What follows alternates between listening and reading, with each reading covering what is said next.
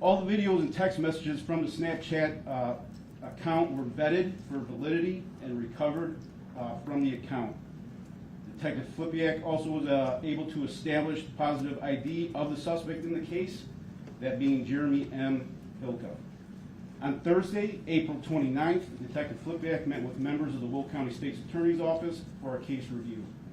As a result of the case review, an arrest warrant was issued for Jeremy M. Hilka, carrying 2 criminal counts. Count 1 being traveling to meet a child, a Class 3 felony, and grooming, a Class 4 felony.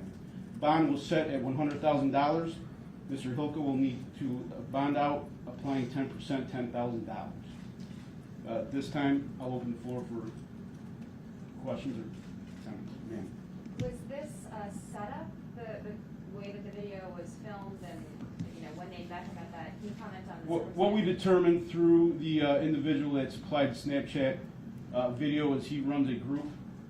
Don't remember what they call the group. Save Our Children, SOS. Save Our Siblings. Save Our Siblings, I apologize. So it's an independent group of individuals. They do not have law enforcement authority. That's why they come to the appropriate law enforcement agency to report their findings. Sir, is he in custody right now? He is not in custody. We are working on establishing his whereabouts. I'm confident he will be in our custody in the near future. Has he been taken to a hospital in New Lenox? That I do not know. Yes, ma'am. The Joliet Catholic Academy reported that they had been made aware of some sort of online allegations against him in June, and that they had reported them to your department. Can you comment on that?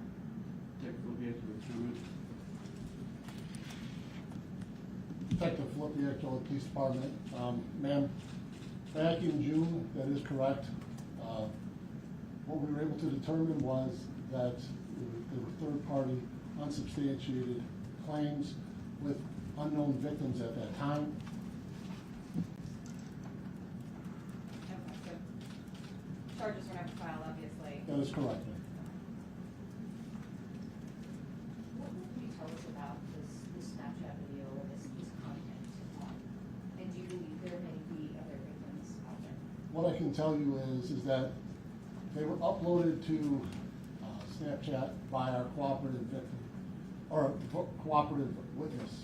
Our witness, using that third-party site, then uploaded it to Snapchat. Do I believe that there's other victims?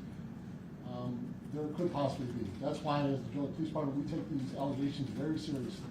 I encourage anybody that was a victim, ever, please come forward. We want to hear your story. Your story should be told. Are you, I know it's still part of the investigation right now, but are you able to share any of that video or confirm any of it if any of it's being confirmed? Because it's evidence, no, I'm not at liberty to share it. Okay. The cooperating witness at that time did share it. I'm sure you can find it on social media. I can tell you though that the original video in its entirety is much longer.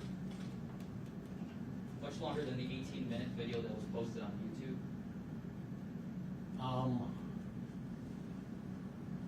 Much longer than the video that we actually started with from social media. So do you believe that the person that met him, can you tell us the age of the person he was trying to meet? Our cooperating witness posed as a 15-year-old online, but was actually 19 years old. But based on the statutory requirements for the 2 charges, it fit. Although our cooperating witness was 19 years old, statutory requirement was met because they have to believe that the person is in fact the age of the video, which we have evidence that supports that. Did you ask this person to do this setup? Or? Absolutely not. I've never met this person in my life. So this person just independently did this and brought this information to law enforcement? That is correct. Was there a motivation behind the person doing it? Did they have reason to believe that this teacher, this individual, was engaging in this behavior? this group, SOS, and the cooperating witness that came forward, had indicated to us that he knows that there are a bunch of people out there that are doing this, and he just felt it to be his duty to go on different sites, chat sites, and engage in conversation because it really bothered him. So the fact that there was intent, that was what you based the charges on, that he intended to meet a 15-year-old? It's based on all the actions and his acts in furtherance that caused these charges to be filed. Do you think the cooperating witness was engaging in any type of harassing behavior towards Jeremy Holka? I would say no. He was in an open public space recording. Do you believe that any of the statements that the cooperating witness made accusing Jeremy Holka of being a pedophile may have any impact on the prosecution of this case at all? I don't speak for the Will County State's Attorney's Office. That's something that the State Attorney's Office would have to deal with. I know that they have vetted the video that was presented to them. And again, I don't speak for State Attorney's Office, but obviously it must not have bothered them, the charges that were filed. Could one of you talk to maybe parents or families of students that attended both schools he taught at that might be hearing about this and are concerned? Well, I have been in contact with his current school. I've spoken to both the pastor and the principal. I spoke with them today, and they were going to address that.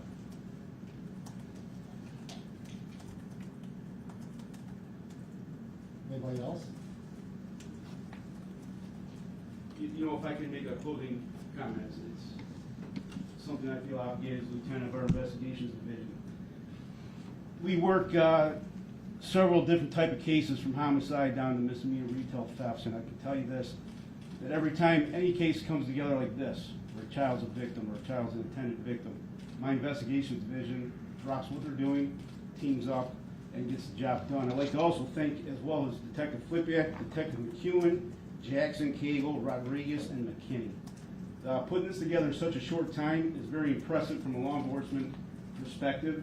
It's a teamwork that these detectives did that resulted in 2 felony counts within 2 days of the incident being reported to us. So I'd like to publicly commend the men and women of the investigations division of the Joliet Police Department.